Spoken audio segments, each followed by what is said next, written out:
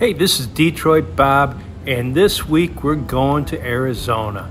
So we're running down the road trying to loosen our load, and we're not going to Winslow though. We're gonna definitely hit Sedona, and we're gonna take a little side trip to a little ghost town, if you will, called Jerome.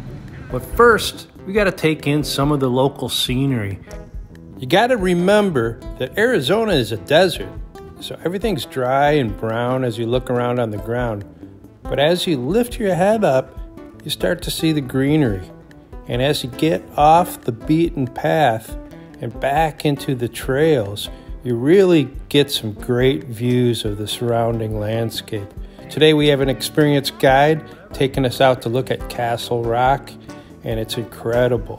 The vistas, the landscapes, the views. As long as you're willing to get out on the trails and get away from the tourist traps, it's really a great place to hike. What a great way to build up a little appetite for a little vinyl shopping. And it's also a great way to unwind from the rat race. I wonder if we'll find any vinyl out here.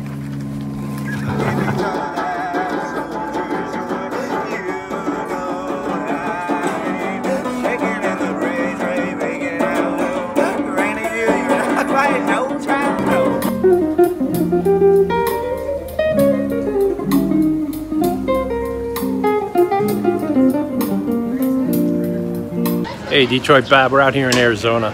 So these places can get real touristy real quick. So we're gonna take a little look around. I got a place right here behind me.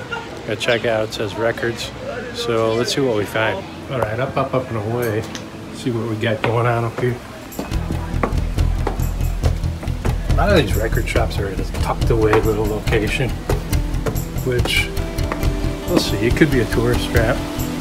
Everybody says they sell vinyl, but you never know till you get inside.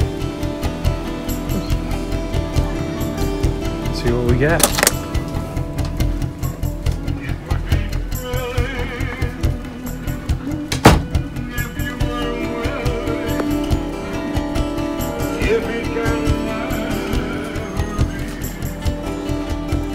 Old 45s? Yeah. Cool, okay. Is that it? Oh, I got thousands more, but they're hard to display and everything. So I have a different location. Okay. I have. Is it on the other side of town? Yeah. Okay, I think I bookmarked it to make sure I go there. Yeah. I'm not What are your hours? Well, I'll be there tomorrow. That's cool. I'll plug you. I do a YouTube channel. Well, it's going to launch in January, but I'm a collector. So it's going to be called RockMine by DetroitBob. Specifically 45. Yeah, it's my niche. You know what I mean? Everybody collects vinyl, right? But how many collect 45s? 1 out of 100? Probably. Yeah. This is a great, like, this is worth it probably for the artwork right there. I don't know about $10, but I usually buy something. Yeah, I just put the picture sleeves out because people get them for nostalgic or get them for a friend, and I don't look them up. I just put $10 on them and just call it good. Yeah, there's some people just collect for the artwork. You know what I mean? I was in Europe 2 weeks ago in France, and everything is picture sleeve. Like they put their 45s back in picture sleeves, just like we do LPs. You know what I mean? Oh, okay. And they're all sold in picture sleeves from beginning to end. Where a lot of these days, maybe the first 10, 50,000 copies would be picture sleeve, and the rest is a plain sleeve. Oh, is that how they did it? Yeah. And then most of the time, you know, we went right to the album because we already knew the song. That's a cool one. I don't think I've seen this one. Yeah. Well, in the 60s, I mean, the most records most music was purchased as a single, though. Correct. Yeah. And then it just became the album kind of evolved, but mostly, I mean, it was really all about what's your single. Yep. Yeah, and so, because that's what was going to get the airplay, and then that was what was going to sell the records, you know. And the singles got dropped off at the DJs. I'll do for And every once in a while they would make a mistake, play the wrong side, and that became a hit. Oh, like, yeah. Well, there's a number of those, you know, things of that. I just read about one the other day. what was it? They played the B-side. Yeah, Stepping Stone by the Beatles was one of those. You remember that song? I'm Not Your Stepping Stone. Yeah. I think it was B-side. I'm a Believer. But in that case, they were both mega hits.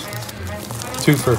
Right, and the record company hates that. They hate that too. Yeah, because no, we could have sold another 100,000. Right. Can't put anything good on the B-side. Yeah. I started out with a jukebox, and I got to get a few 45s for the jukebox. 7,000 later, and then so they convinced me to do a YouTube channel. Yeah, this is a good record right here. Look, this guy's got it. It's in good shape. I got the picture sleeve with it. Tony Bennett. So I'm going to buy this one from you. Okay. Go ahead and ring that up for me, and then I'll call you tomorrow. What time is good for you? Oh, anytime after 8 is fine. Okay. And hopefully get over there. Maybe I'll just let the ladies go shopping, and then I'll spend 2 hours looking for the Yeah, so it's over. Back on the trails, but I can't help thinking about meeting Mark. This guy is the key, I think, to this weekend being successful. He gave us his personal number, and he told me to call him so I could go see his shop. I think it might be the treasure trove we're looking for of 45 RPM records. The landscape is beautiful out here. The hiking is awesome, but I've got vinyl on my mind. So I can't wait to hit the streets and hit Jerome, because that's what's next. As we look around, we look up, once again, incredible buttes and rock formations. Next stop, Jerome. Yeah, Jerome's a bizarre little town. I mean, it really does feel like a ghost town, or a town that sort of time forgot.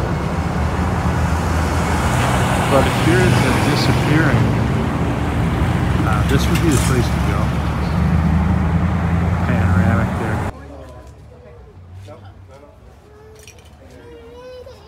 The record store and the winery are in the same building. Oh, that's cool. This is awesome. Do you guys have a 45 RPM section? We don't have a separate section for it. All right. They're just mixed in? All right, cool. Just to let you know, you can film in here, but you can't film anything in that case. Some of the art on the walls or any of the posters downstairs. Can I film the records? Sure, that's Okay, cool. Thank you. Work. And so I got lectured on the way in, so that's the way that goes. Let's see what we got. So I don't see like any 45s at all. I'm not sure where they're mixed in. Do you have any record store day leftovers? I could look it up if you like. I'm not sure off the top of my head. Yeah. Okay, thanks. Sort of a bus so far.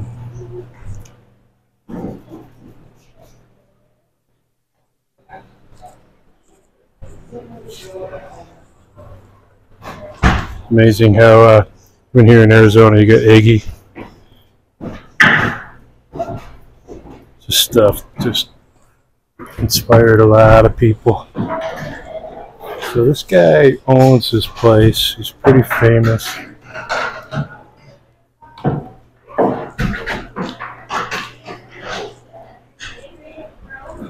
Some reggae, some dub. How about just some 45s? Give us some love.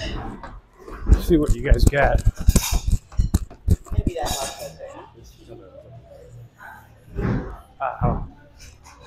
Finally found it. I walked past it about 10 times. It's not a dead format, believe me. What's that? 45 RPM, 7-inch records. That's what I solely collect. Oh, nice. Yeah, I so have a really nice collection. how many you got? Mine's an addiction, so just letting you know that up front. Mine's not too bad. Maybe 100, maybe. Okay, 7,000. Oh my God, yeah. Well past me.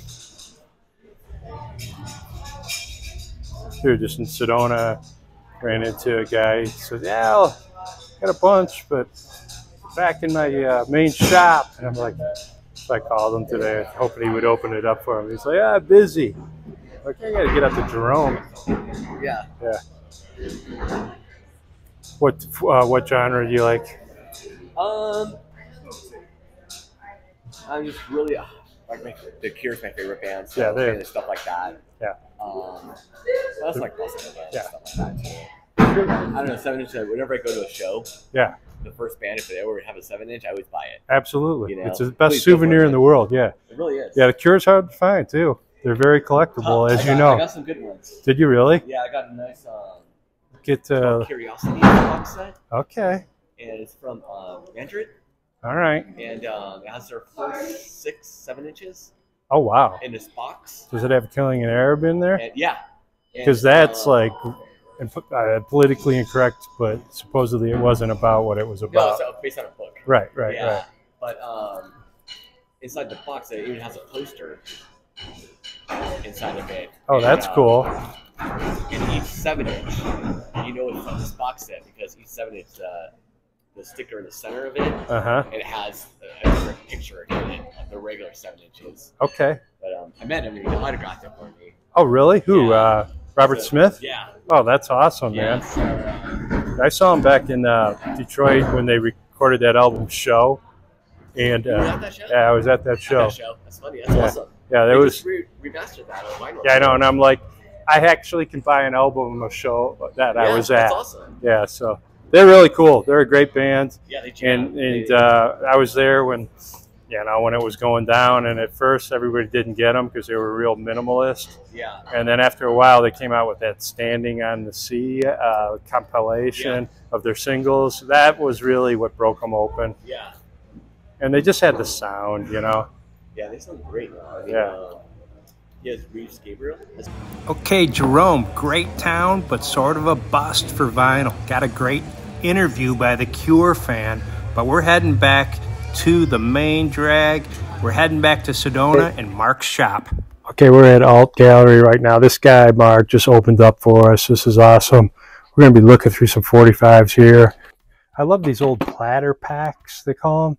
They're like little boxes with perfect little collections in them. Sometimes they're intact, so you can tell, this guy was definitely a collector of this era of music. Nat King Cole, there's a nice one there, and then flip through some of these real quick. I sort of know what I'm looking for, so it might seem like I'm going fast, but I'm really not.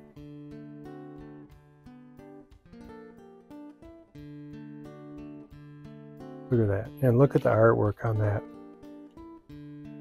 That just screams by me. This is an older style box, probably from the 40s or the 50s. Someone had the time and gumption to put things in here numerically. These look like kids' records, and they are. So you probably got a whole box full of kids' records. And then, okay, now you're getting into some country. I believe kids' records were color-coded. Red. So when RPM 45 RPM records came out, they were color coded.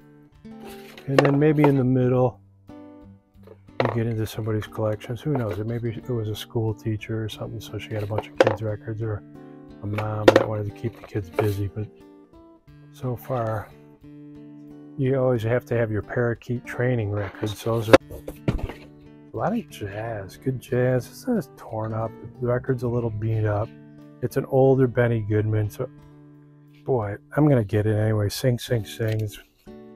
Some of the stuff just because my dad listened to, I pick it up.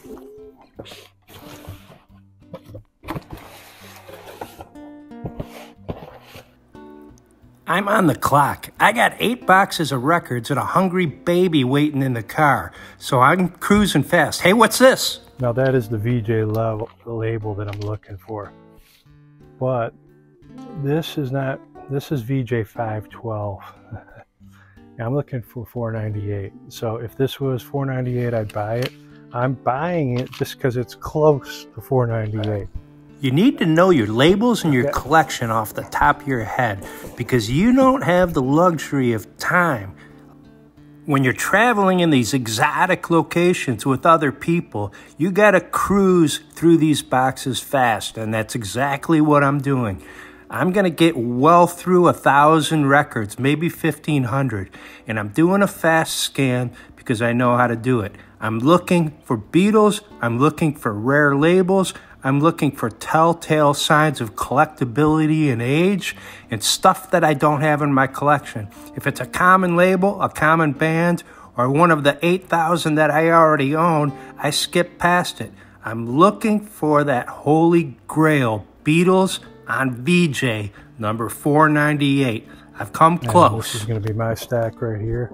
Let's go do the deal.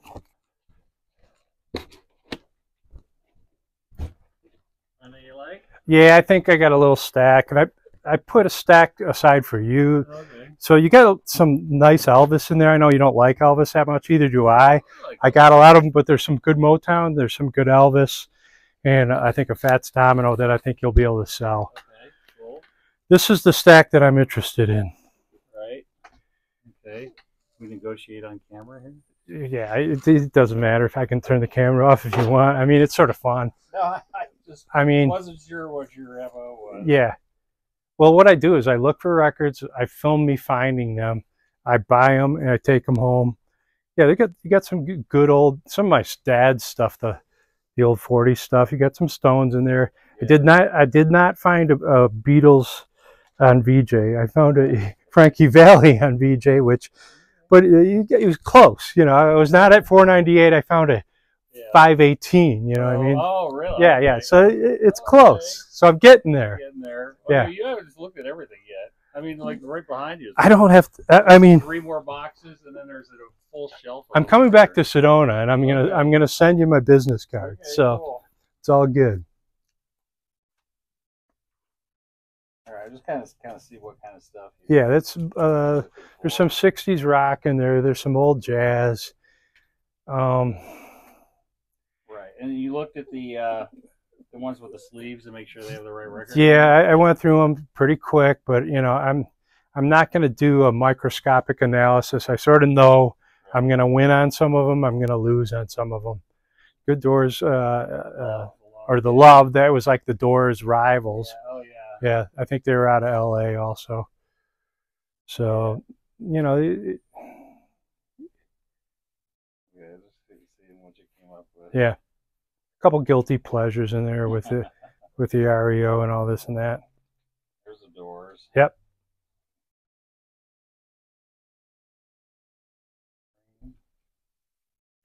Right. Oh, and then no. Yeah, I don't know on it, but it's in good shape, and sometimes the sleeve is worth it, and I'll find the record later. Oh, yeah, you'll find the record. So I'm getting close. Okay. All right, what are you at? I sort of have an idea what I'm at. I don't know how many. I didn't count them. How many are there? I don't know. I mean, a stack like that, I mean, I usually pay anywhere from $25 to $40. I mean, you're about $2 to $3. You know, most of them were very good. Some of them were very good plus, and some of them were good plus as far as grading. And I only got so much I can get in my backpack on the plane, so that comes into play too. 35, 36, 37, not including that. So 37. I could ship stuff. That's easy. I ship. That's getting shipped out like tomorrow, right there. Shipping's no problem. But well, yeah. If we were at 2 each, 70. It's a little high. Yeah. Okay. Well, 60. I'm in for 50. You know, because like I said, right. Okay. You know. You did the work. Okay. I got you. You'll probably make off of that stack 100, 120. Right. So is that good?